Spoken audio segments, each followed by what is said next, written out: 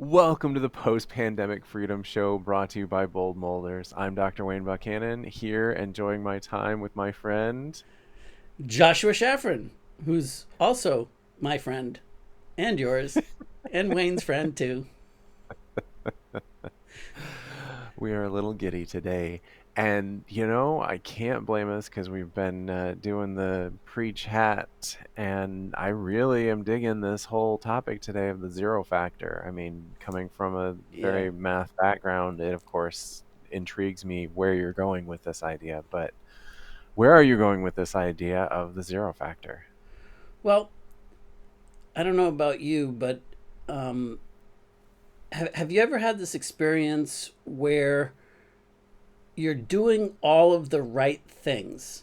And it's absolutely the right things. You're checking them off your list, you're taking all the right actions, but yet it's still not working for you. Like the results that you're supposed to get, that other people are getting, doing the exact same things that you're getting. I mean, but yet you're not getting the results that you want to see, and it can become very frustrating. Or you get the results for a little bit, and then the whole dynamics shift or whatever, and somehow it doesn't work anymore.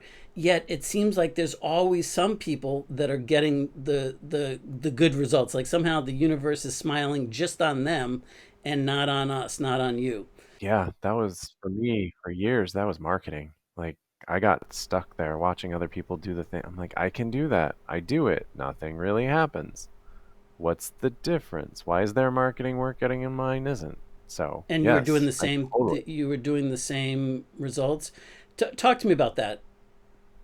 I mean, it always felt like, okay, I'll go follow this process that claims to get these results, and these other people are doing it and getting something happening, but I would start in on it and go, okay, this is not really getting me any traction. And, Right. you know, looking back on it, part of that was my own mindset. Part of it was not really understanding the thought process that went into the marketing side of things and just recognizing, yeah, there were a bunch of factors happening here. And the result ended up basically being zero.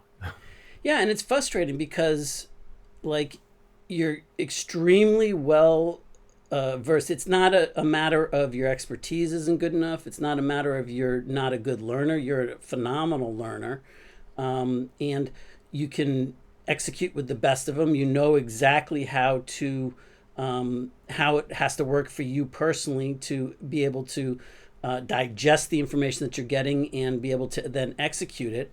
But then you execute it and the results don't happen. As the user, like you, I've had so many times in my life where, well, I invested over $65,000 in going to seminars, buying the programs, doing the home study courses, you know, all the books and tapes back then. It was tapes for me from the infomercials, like cassette tapes, not 8 tracks, but cassette tapes. I'm not that old. I don't think they had programs on 8 track back then. Um, but I invested literally over $65,000 worth of different programs and different things and different boot camps and coaching and consulting and everything.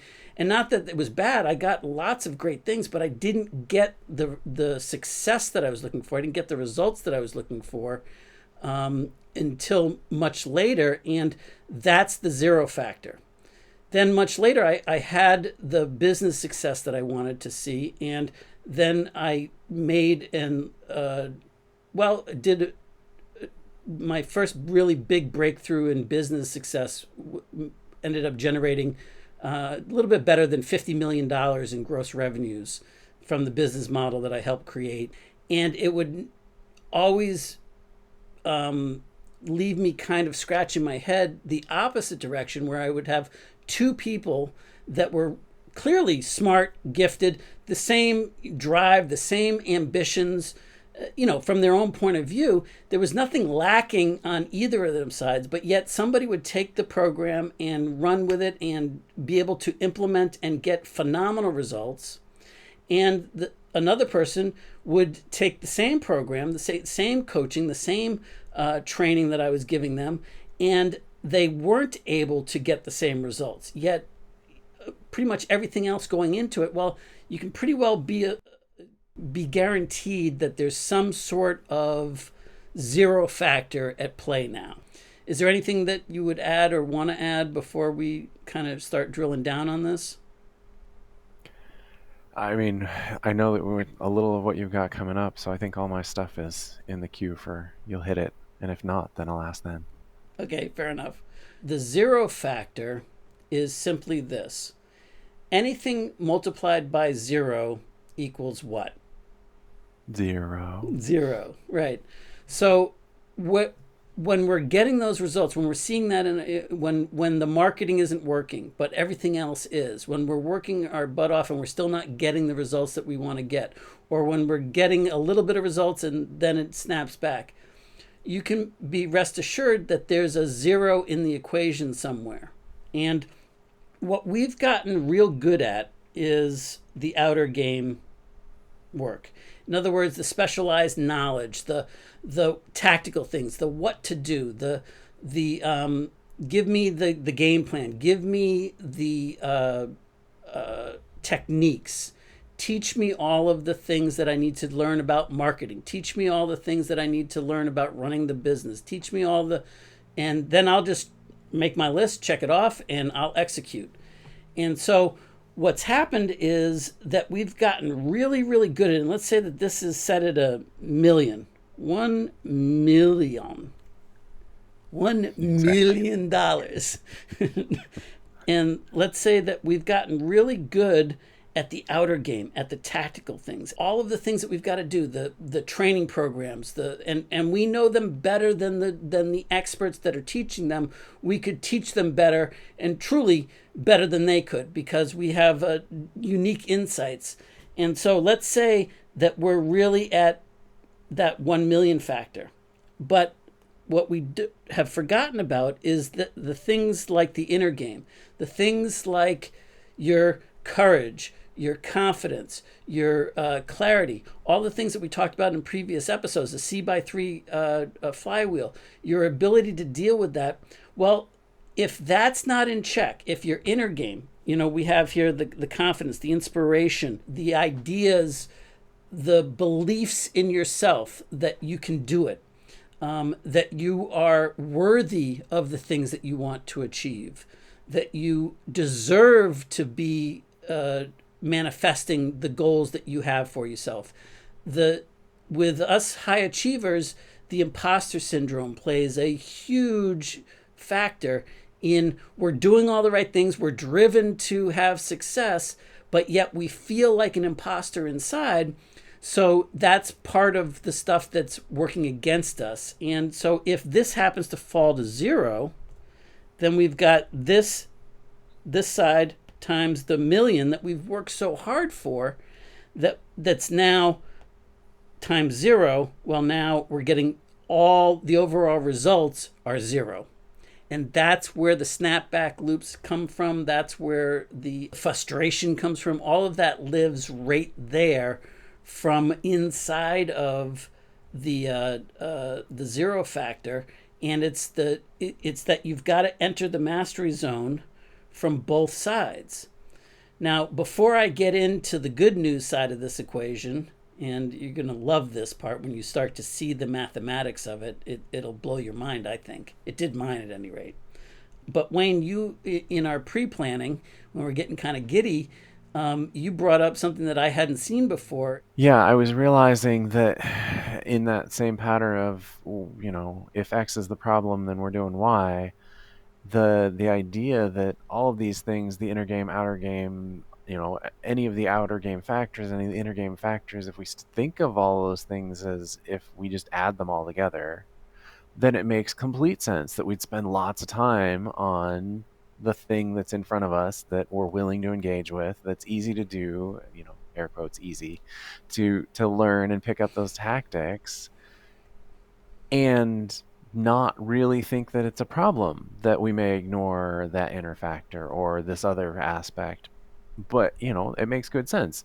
If we can get that up to 1 million and we can get a result of 1 million, even if we're adding zero over there, spectacular. Right. But what it really means is that the thing that we're doing actually makes the whole situation worse, right? The solution that would make sense if that was actually the issue is let's just crank one of these numbers up. Let's take the easiest thing. We'll always work on the low hanging fruit. We'll just push that number higher and higher, right? And if it's not additive, we're making things worse by spending all that time and energy over there and not on figuring out where that zero is and making it non zero. Right, right, right.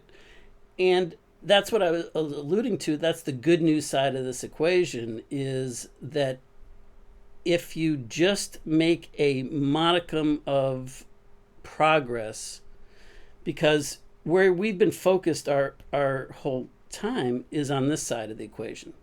Mm-hmm. So I would venture to say that all us high achievers, and if you're watching this right now, whether you would label yourself as a high achiever or not, you are, because I don't think you'd be, this engaged with trying to figure this out and achieve post-pandemic freedom in a way that is meaningful to yourself and makes the impact that you know that you're called to make.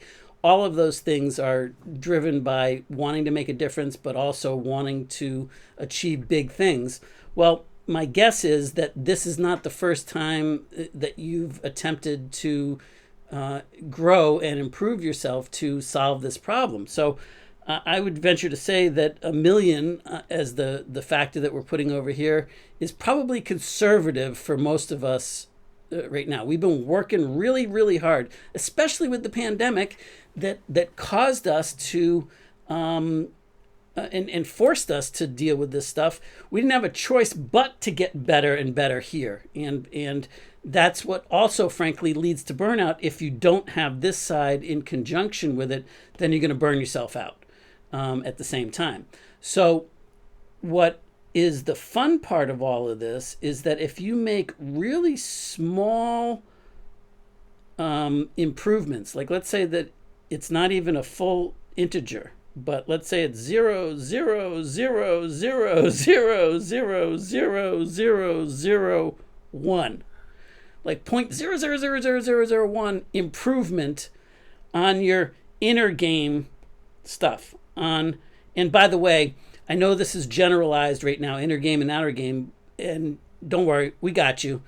In the next following episodes, we're going to be giving you tools and resources specifically designed to help you with the inner game, keeping you on track, on target to improve those numbers on the inner game side of it, as well as on the outer game side of it, but to do it in a way that doesn't sacrifice the inner game side of it. So that there's some tools and resources that I can give you that'll help you so that it's not an either or zero sum game where you're choosing one over the other and then you focus on one but not the other, and then one, and then, because for the reason why I labeled these yin and yang is that I don't know about you, but myself, for so long of my life, before I had any kind of success, when I spent the $65,000, for me, it was all inner game stuff. Yes, it was outer game things that I was doing, but it was like, how do I, get ready to get ready? I need the clarity epiphany. I need these things. I need to learn more. I need to gather up more stuff. I need to collect more information. The collector in me was operating at full force. And yet, the tendency was to go inside more instead of take action. And for me, the hard part was I was always getting ready to get ready, but I never executed. I never took action. But then I decided I was going to take massive action. And so I got this side of the equation going. I had the other side. And so what ended up happening is I made progress very, very quickly, focusing in on taking massive action. I was a fan of Tony Robbins. Take massive action. That's all that matters. Massive action. And then get the positive feedback. And well, because I had this side and I had the foundation, all I had to do was take massive action to get the results that I wanted to get on that side. So I had the zero factor working in different ways. Unfortunately for me is that I had the zero factor, or I created a collector success and I made the monetary success. But when we talked about that, where I was always afraid of losing it, it wasn't fun. It was always like beating me down. All right, so let's back up. What are you going to say? Because Well, I, and I I need also, to. yeah, I realized as you were talking about the the collector success side of it, realizing, wait, if that left hand number is zero, we get zero results. But when that's negative, guess what? It takes away from all Yep. that positive that we're doing on the other side. It makes it so that our, it's the downhill on the roller coaster. We may have Yep. ridden up and been near zero. We had just enough positive on the left side that we're okay. Like you've got that tiny little, it's not zero, so it's not emptying us out. But if we lose that much and we end up that much below zero, guess what? It chips away at those results and it takes away. So yeah, that's a whole nother Yep. unpacking that I hadn't done yet. Yep. And I didn't want to get too far into it, but yes, it can go negative as well on both sides of the equation, right? But Yeah. let's just keep it real simple, and let's keep like anything multiplied by zero is zero. So when Hmm. we have all of this work going, and that's why we're burning ourselves out, that's why we're not getting the results, and then we're getting this. But watch, if you just now keep this where it is and Hmm. you just increase it a little bit, now this, even though it's not a full whole number, you're getting results. And so in this case, maybe it's 1,000, whatever the result is 1,000, but you're getting a result in the world. And now if you just turn this into a 2, not that hard, because when we're talking about such minuscule stuff, I mean, in fact, it's harder to not turn this into a 1 than to bump this from a 00001 to a 0002. You'll make so much progress so much faster, because as soon as you start to get some results, you get that positive feedback over here, and immediately it amplifies the results. It amplifies what you're doing and what you're seeing in terms of those things. So now all of a sudden, this turns into, and let me clear this up a little bit. Let's say it turns into a 1. Now you've got 1 times 1 million, 1 million, and then turn that into a 2. Then you got 2 million. Turn it into Yeah. 1,000, and you've got 1 billion in terms of your results, right?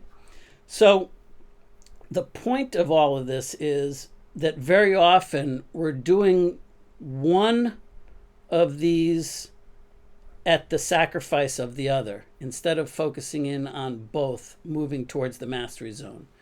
And you don't have to move all the way to mastery to start to see the results that you want to get in life. If you will focus in on the 2 or 3 sessions that we did on the blind spots in making the invisible visible, and making the unconscious conscious, what you'll see is that as long as you're focused in on being aware of where the potential 3 major blind spot areas are for you, and you're choosing goals not in light of your circumstances, not in light of what you think you're allowed to achieve, what you think is possible for you, and you're going for the big possibilities, and you're starting from the right location, that you're seeing reality without the filters, whether they're rose colored. Oftentimes those filters, by the way, we didn't talk about this in the set. Oftentimes those filters make us believe that reality is a whole lot worse than what it actually is, not a whole lot better. It's just, and again, it's not good or bad, it just is what it is. And if you can see very clearly what you're working with, then you know how to get there. So if you then will just look for where it is that you want to go, and then what is the challenges that you're actually dealing with as real without the filters, then you don't have to go all the way to mastery.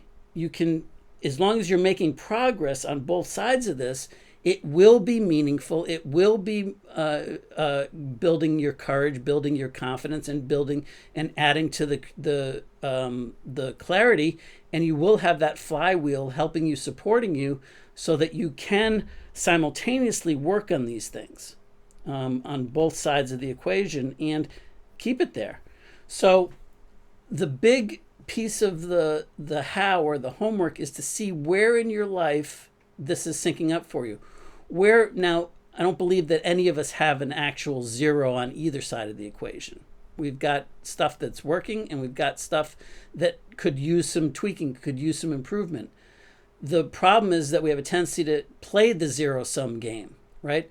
So look at where you're lower on the totem pole, where you tend to focus, and where you've tricked yourself into believing that if I just get this piece right, then everything else is going to fall into place, and life's going to be good, and Mhm. we'll all live happily ever after. Amen. Yeah, that sounds like a really good takeaway task is just look for those spots where you're so focused on the one side and then broaden your view a little bit. Like, what else am I not looking at by looking so intensely at that thing? Yep. Yep. So that's the next challenge. Then, like I said, in the next few episodes that we'll be drilling down on, is giving you tools to both improve what you may be doing from the outer game side of it, from the tactical, strategic, action plan, what to do, those types of things, and as well as the inner game stuff. The difference is that while you might not have the actual tools to keep you on course on the inner game side, you do have things that have helped and keep you on course in the outer game side.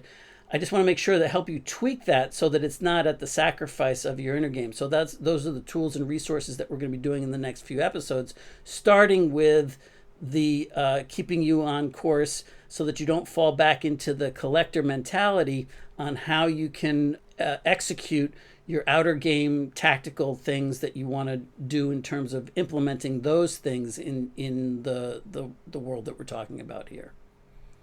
Beyond that, Wayne's 28-page downloadable PDF that is combination what to do and how to do it in terms of the blueprint.